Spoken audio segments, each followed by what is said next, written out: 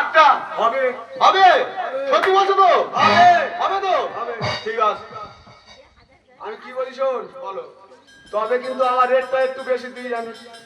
কার সঙ্গে রেট তুলনা করছো তাহলে বলবো বলো বেশি দিতে হবে না, কম করে 30,000 টাকা।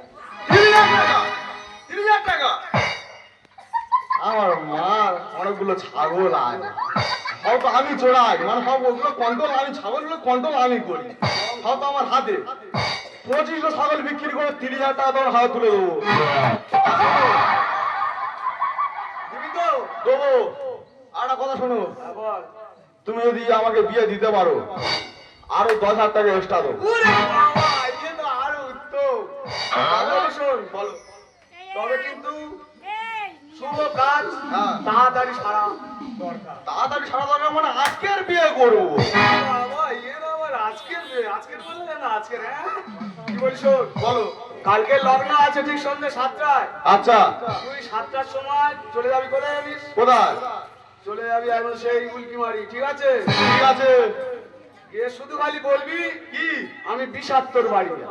বিষাক্ত ঠিক আছে এক ডাকে সবাই চেনে। সবাই চেনো তো? একদম। তাহলে আমি সন্ধ্যে 7টার সময় তুই চলে যা। আমি রেডি হয়ে চলে আসবো বিয়ে করতে তাহলে আমি চলে যাচ্ছি দেখেছো কেমন গিলু? এইরকম ভাবে লুটে যাবো, খালি দেখে যা।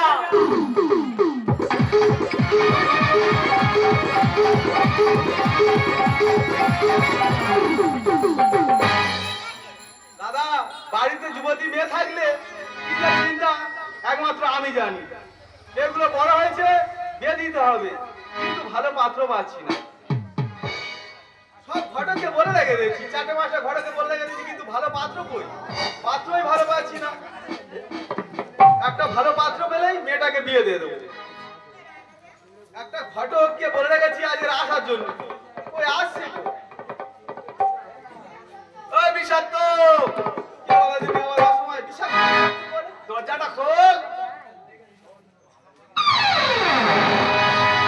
চিনতে পেরেছি বন্ধু তুই তুই তো আরো ফোন করেছিলি না হ্যাঁ, তুই তো বারবার বলছিলি হ্যাঁ একটা পাত্র দেখে দাও। হ্যাঁ রেডি আছে পাত্র রেডি একদম।